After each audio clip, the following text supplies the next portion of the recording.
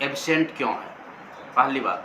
और दूसरा बात है कि लोग जो एब्सेंट हो रहे हैं या हुए थे, उनमें क्या पढ़ने वाले स्टूडेंट थे या नहीं पढ़ने वाले स्टूडेंट थे। तो देखिए, पहली बात तो ये है कि हर एक एग्ज़ाम होता है, उसमें लोग एब्सेंट होते हैं। ऐसा कोई भी एग्ज़ाम नहीं है जहाँ पर एग्ज़ाम पड़ता है और फिर बच्चे एब्सेंट नहीं होते हैं। ये बहुत रेयर रेयर केस होता है। लेकिन इतना एब्सेंट होना ये बहुत बड़ा चिंता का विषय है कि लोग एग्ज़ाम देने क्यों नहीं जा रहे हैं, क्यों इंटरेस्ट उसमें नहीं है। तो देखिए, मुझे जहाँ तक लगता है कि मैं अपने स्टेट की बात करूँ, मैं बिहार राज्य से बिलॉन्ग करता हूँ, तो मैं बिहार राज्य से ही आपसे मैं बात करना पसंद करूँगा पहले। तो बिहार में आपको पता है कि बहुत सारे टीचर की वैकेंसी आया था, बहुत सारे टीचर की वैकेंसी आया था, और उस टीचर की वैकेंसी में लाखों लोग ज्वाइन किए। मतलब बोले तो अब वो लाख जो लोग थे, वो लोग इतना आसान लड़का नहीं थे, वो बहुत टैलेंटेड थे। आपको पता है कि टीचर में जो ज्वाइन किए हैं, उसका कट ऑफ जनरल का कितना गया था, 103 गया था इस बार जनरल कट ऑफ। आप एज्यूम कीजिए कि 103 लाने वाला लड़का कौन था, 120 में 103 नंबर लाने वाला लड़का वो कौन था। वो लड़का बहुत ही वो एक सीट लेने के लिए पर्याप्त था, वो आसानी से एक सीट लेके जा सकता था एनटीपीसी में। जो मुझे लगता है कि वो लड़का ज्वाइन किया, वही लड़का ज्वाइन किया जो एब्सेंट हो रहा है आज। तो वो टीचर की नौकरी छोड़ करके और क्यों एनटीपीसी की नौकरी करेगा। वो टीचर की नौकरी घर का नौकरी होता है, घर पर अपने स्टेट में काम करना होता है। बट ये रेलवे की नौकरी में क्या होता है, आपको बहुत अपने स्टेट से दूर जाना पड़ेगा, साथ में खाना पीना का भी दिक्कत, लैंग्वेज का दिक्कत। तो क्यों इतना रिस्क ले वो ले। ठीक है, तो पहला कारण तो मुझे ये लगा कि बहुत सारे वैकेंसी, मैं तो टीचर का सिर्फ एग्जाम्पल दिया हूँ, पर ऐसे बहुत सारे वैकेंसी थे जो लड़का ज्वाइन कर गया। और जो ज्वाइन कर गया वो क्यों एनटीपीसी का क्यों इतना टेंशन लेगा। वो टीचर की नौकरी, दरोगा ज्वाइन किया बहुत लोग, दरोगा की नौकरी छोड़ करके और एनटीपीसी टीचर की नौकरी छोड़ करके क्यों आएगा एनटीपीसी ग्रेजुएट लेवल का एग्ज़ाम देने के लिए। तो ये मुझे इकलौता रीज़न समझ में आया। तो बहुत से लोग बोल रहे हैं, बहुत सारे टीचर बोल रहे हैं कि वो बच्चा मतलब एब्सेंट हो रहा है, जो बच्चा बिल्कुल एग्ज़ाम में इंटरेस्टेड नहीं था, वही एग्ज़ाम को छोड़ रहा है। नहीं, ऐसा बात नहीं है। बहुत सारे बच्चे ज्वाइन कर गए हैं टीचर में, दरोगा में, पुलिस में, और बहुत सारे वैकेंसी आते रहता है, उसमें ज्वाइन कर गए। तो ज्वाइनिंग लेने के बाद शायद बहुत कम लोग होता है जो एग्ज़ाम पर फोकस कर पाता है। तो पहला कारण तो ये दिखा मुझे। और जो बंदा ये बोल रहे हैं कि एनटीपीसी में जो स्किप किया एग्ज़ाम को, तो वो हो सकते हैं कि वो पढ़ने वाले नहीं होंगे, या बहुत से होता है ये भी है कि सेंटर बहुत दूर दे दिया, जिसकी वजह से वो जाने में असमर्थ हो पाया और तब जाकर स्किप कर दिया एग्ज़ाम को। तो ऐसा बात भी नहीं है। जो लड़का सही है, पढ़ने वाला है सॉरी, वो लड़का वो जाएगा, वो कहीं भी कितना भी डिस्टेंस है वो जाएगा एग्ज़ाम देने के लिए। तो एग्ज़ाम जो छोड़ने वाला है, आप ये नहीं बोल सकते कि वो पढ़ने वाला नहीं था, या ये नहीं बोल सकते हैं कि वो मतलब बहुत डिस्टेंस कवर करना पड़ता है तो वो लड़का स्किप किया होगा। ये कोई मैटर नहीं है, ये सत्य है ही नहीं।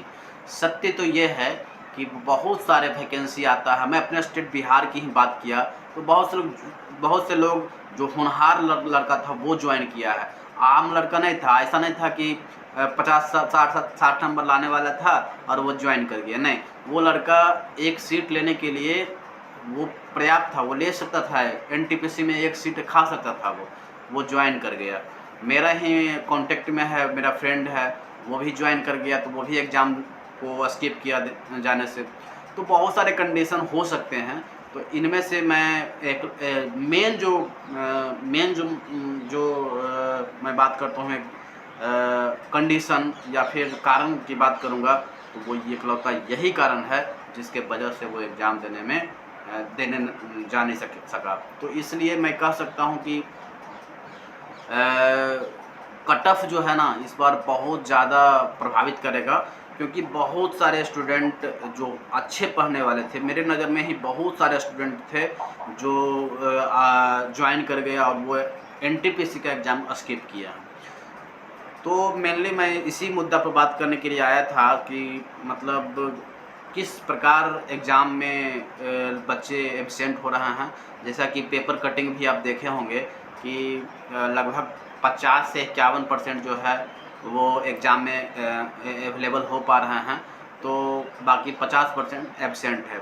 तो क्या एनटीपीसी के जो कट ऑफ है उस पर प्रभाव पड़ेगा या नहीं पड़ेगा? तो मैं आपको कंफर्म कर दिया कि एनटीपीसी के जो एब्सेंट लड़के हैं वो एग्ज़ाम देने के लिए नहीं आए हैं, तो इसका मतलब है ये एग्ज़ाम पर पूरी तरह से प्रभावित करेगा। ये पूरी तरह से प्रभावित करेगा, ये मैं दावे के साथ कह सकता हूँ, क्योंकि वो लड़का टीचर में ज्वाइन किया है, वो 103 नंबर लाया था और वो लड़का एक सीट लेने के लिए पर्याप्त था, वो ले सकता था सीट जो उन्होंने छोड़ दिया। तो अब बताइए, अगर वो लड़का बैठता वहाँ पर एग्ज़ाम देने के लिए तो क्या वो ले नहीं सकता था सीट? क्या ठीक है मेंस नहीं निकाल पाता, लेकिन पीईटी तो निकालता, पीटी तो देता, पीटी तो निकाल ही लेता वो, लेकिन वो स्किप किया। तो निश्चित तौर पर मैं कह सकता हूँ कि जो टीचर में ज्वाइन किए हैं वो लड़का निश्चित रूप से मेंस तो मैं नहीं कह सकता, लेकिन पीईटी के लिए क्वालिफाई हो सकता था वो। तो बताइए, मेरे बिहार में लाखों लोग ज्वाइन किया, तो ऐसे ऐसे बहुत लोग, बहुत स्टेट, भारत में ही 28 राज्य है, तो 28 राज्य से वैकेंसी आते ही रहता है, तो हर जगह ज्वाइन होता ही है। मुझे नहीं लगता है कि डिस्टेंस कवर नहीं कर पाएगा वो लड़का जो फॉर्म भर दिया है, वो हरगिज डिस्टेंस कवर करेगा, चाहे वो जम्मू कश्मीर भेज दे या फिर तमिलनाडु भेज दे, आपको वो एग्ज़ाम देने ज़रूर जाएगा, वो स्किप नहीं करेगा। स्किप वही लड़का किया है जो लड़का ज्वाइन कर चुका है, बिल्कुल वही स्किप किया है और कोई नहीं। मुझे तो 100% यही लगता है, और बाद बाकी आप क्या सोचते हैं कमेंट बॉक्स में ज़रूर इनबॉक्स कीजिएगा। और एक क्वेश्चन आया था कि आंसर की कब आएगा, तो आंसर की बात करता हूँ। देखिए, जो 2024 और 2025 में जो एग्ज़ाम हुआ है उन सब का जो मैं बात करूँ तो आंसर की के तो लगभग 5 से 7 दिन, क्या 5 से 7 दिन में आपको आंसर की देखने को मिला है। तो मैं उम्मीद करता हूँ कि इसका एनटीपीसी का भी 5 से 7 दिन में आंसर की आ जाएगा। जैसा कि आप लोग जानते हैं कि एग्ज़ाम जो चला है वो 5 से 24 तक एग्ज़ाम चला है, 5 जून से 24 जून तक एग्ज़ाम चला है। 24 जून के बाद 25, 26, 27, 28, 29, 30, यानी 30 तारीख, 30 जून या 1 जुलाई, क्या 30 जून बोले या 1 जुलाई, अगर 30 जून को नहीं आया तो 1 जुलाई को मुझे लगता है कि 100% आ जाएगा। तो आंसर की मिलाने के बाद आप ज़रूर मैसेज करें कि कितना नंबर आपका आ रहा है। और यदि मैं इसका कट ऑफ पर वीडियो बना चुका हूँ और मैं ये भी बताया था कि मैंने 2018-2019 का भी मैं एग्ज़ाम में बैठा था, तो निश्चित तौर पर मेरा कट ऑफ जो है वो सही हो, मैं यही उम्मीद करूँगा, क्योंकि मेरे ख्याल से जितना लोग कट ऑफ बता रहे हैं, जिस लेवल का परीक्षा था, जिस परीक्षा में जिस लेवल का क्वेश्चन आया था, मुझे नहीं लगता कि वो 75 वाला पेपर है और 80 वाला पेपर है, मुझे नहीं लगता। बाद बाकी आप क्या सोचते हैं कमेंट आपके पास है, ज़रूर पिन अप करें। और मुझे जो लग रहा है कि इसका कट ऑफ 60 से 65 67 यही जाने वाला है जनरल का कट ऑफ। अब आप क्या सोचते हैं कमेंट करें। एंड नेक्स्ट जो वीडियो मेरा आएगा वो मंडे